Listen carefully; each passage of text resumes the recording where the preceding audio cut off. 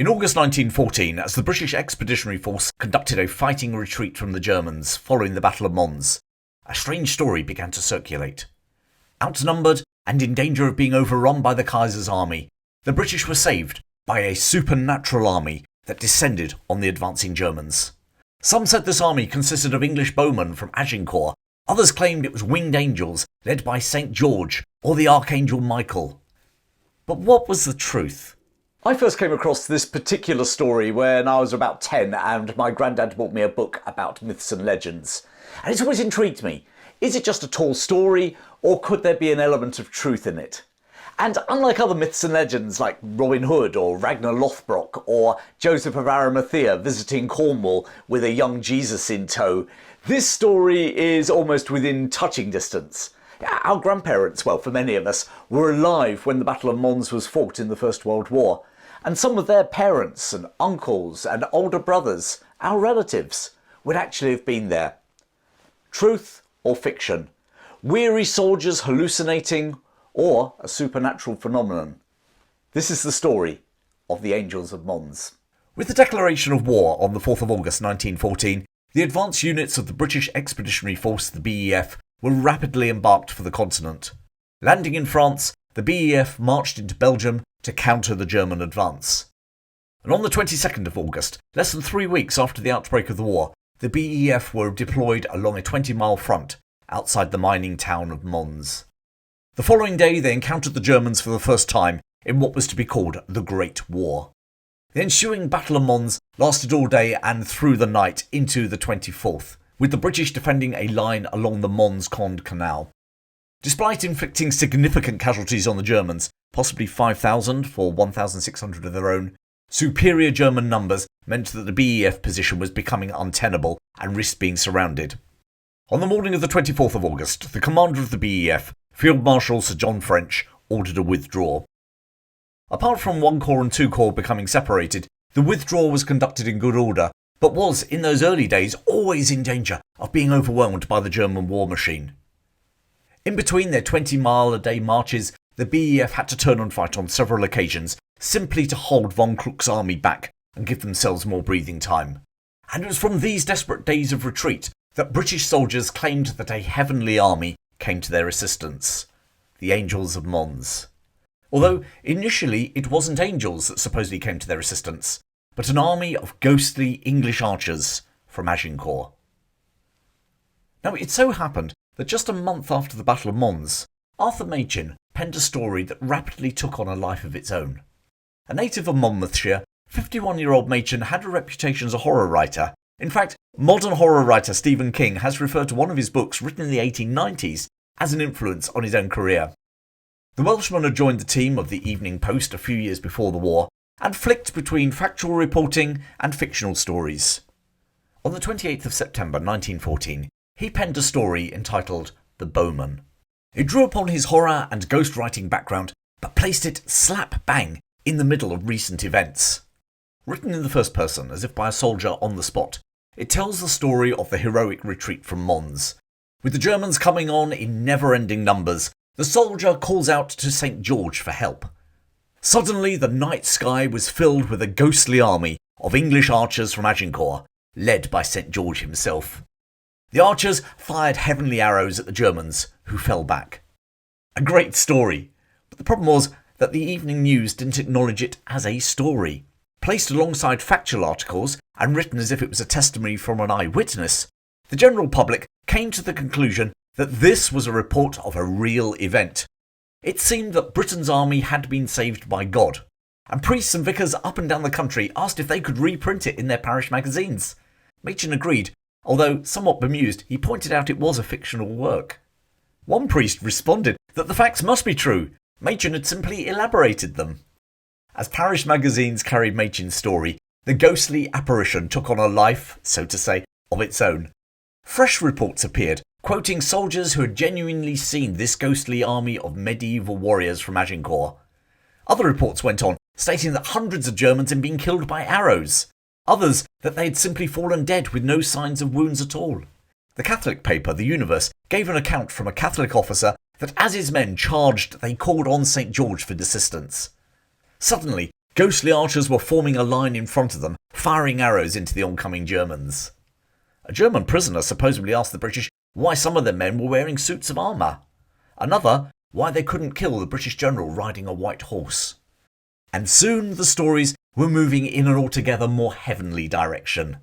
The medieval ghostly bowmen were now morphing into winged angels. These angels descended from the night skies on the Germans, whose horses reared up in terror. A group of Coldstream Guards, who were almost surrounded by the Germans, were guided to safety by a female angel. And the stories kept coming. It wasn't any old angels who had appeared, it was the Archangel Michael, the warrior angel who fights Satan in the Book of Revelations, whilst others claimed it was St. George himself.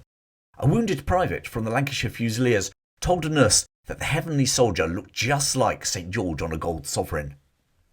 And whilst not seeing angels or archers per se, a senior NCO, non-commissioned officer, from the Grenadier Guards, was quoted by journalist Harold Begbie as seeing a shining light in the sky between the British and German lines. A similar phenomena was reported in the paranormal journal The Light in 1915. An officer told the publication that several other officers and men had seen a strange cloud interpose itself between the Germans and the British. So was the British Army saved by ghostly warriors or heavenly angels in August of 1914? Or was it all made up? And somehow people were believing Machin's story as the truth? Well, the simple answer is that we really don't know. If you believe in God or in ghosts, you might believe one thing, and if you're a skeptic, you'll probably believe another. Some have argued that the British troops were mentally and physically exhausted, and under those conditions, were their minds playing tricks on them? The retreat from Mons lasted 2 weeks and covered 200 miles. That is physically and mentally hard going. And that was on top of a battle, which in itself would have tested nerves, and during which many of the men hadn't eaten for more than 24 hours. The mind can do strange things under that sort of pressure. Frank Richards from the 2nd Royal Welsh Fusiliers recalled a man next to him swearing blind he could see a castle nearby, where Richards could not see a thing. Was the heavenly or ghostly army simply men's minds running riot, hallucinating? The French authorities dismissed talk of heavenly hosts and suggested the lights in the night sky were the Northern Lights. A British Army chaplain claimed that the British had been using searchlights to spot the advancing Germans, and these lights and the shadows and silhouettes they threw up probably confused some of the men. What is interesting is the stories were never first-hand accounts. They were always second-hand. You know the famous "a bloke my brother knows" sorts of stories. Those who told the stories or claimed to have been near the events were often afterwards proved to be nowhere near them at all. For instance, General Charteris wrote about the heavenly host saving the army retreating from Mons after the war. But he didn't claim to have seen anything himself. He was just retelling stories told to him. And unfortunately, he doesn't specifically quote any soldier, dead or alive, who told him this story. Not a single regimental history from any unit involved, including the Middlesex Regiment, the Royal Fusiliers, the West Kents, or the Coldstream Guards, who were all in the thick of the action, recorded the events. And remember, some of the Coldstream Guards had supposedly only escaped thanks to the guidance of an angel. Later in 1915, the Society for Physical Research, a body that was and continues to be advocates for the psychic and paranormal, poured cold water on the whole Angels or Archers of Mons legend. And yet, just like any legend or myth, it can't be completely proved false. For a start, maybe men had genuinely seen these visions, but unfortunately they had all been killed in action during the subsequent 4 years of the war. It is possible. And how can we account for the fact that the visions were reported from different places and at different times? Were there really men hallucinating all over the battlefront? And don't forget that many of these men were seasoned professional soldiers, not raw recruits. They'd seen action before. Indeed, they had just given the Germans something to think about as they fired their Lee Enfield rifles at 15 rounds a minute. And they knew about marching. Many had marched miles under the scorching South African sun during the Boer War. Yeah, some of them had been serving for over 15 years. Were these the sort of men to start hallucinating or fabricating stories? Who knows? Fact or myth, it became part of Great Britain's First World War folklore. And therein lies one more tantalising thread. If you believe the story, then Britain's soldiers were saved by God. In other words, God was on the side of Britain and her allies. Even by September 1914, horror stories were being told about the Germans, raping nuns in Belgium, impaling babies on bayonets, supposedly using bayonets to crucify a captured British soldier. Surely God was on the side of good, i.e. the Allies, against the evil Hun. Roll forward into the spring of 1915 when these stories really started to gain traction, and the First World War was moving from some sort of chivalrous war of the past into a merciless modern industrial war. Back in 1914, cheering crowds had welcomed news of the war. Crowds besieged Buckingham Palace cheering wildly. Men had volunteered in their hundreds of thousands across Britain. Whole communities signing up together, the PALS battalions, eager to see some action and worried that the war would be over by Christmas. Now Christmas had been and gone. The cream of the BEF were dead. The war had already taken on its bloody stalemate on the Western Front. The losses were already hitting levels that Britain had never experienced before in any of her colonial wars. In January 1915, the first Zeppelin raids on Great Yarmouth and King's Lynn heralded a new kind of warfare that would bring civilians very much into the war. Meanwhile, a month later, the German Navy launched an unrestricted U-boat campaign on ships travelling to Britain. This is how the Lusitania was sunk off the coast of Ireland in May 1915, with the loss of over 1,200 lives.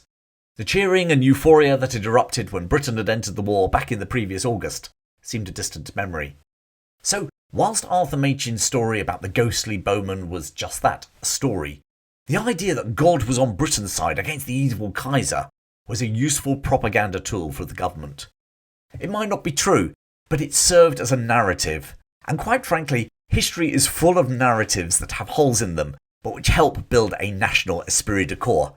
In fact, the Angels of Mons, or the Archers of Mons, was so widely believed as true that when Machin then published the story in a book with an introduction pointing out that it was merely a story, he was accused of being a traitor.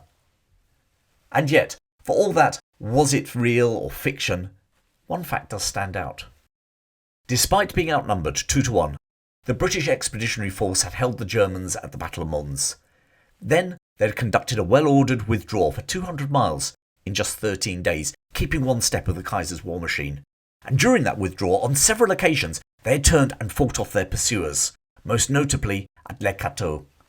And through these actions, the BEF was saved.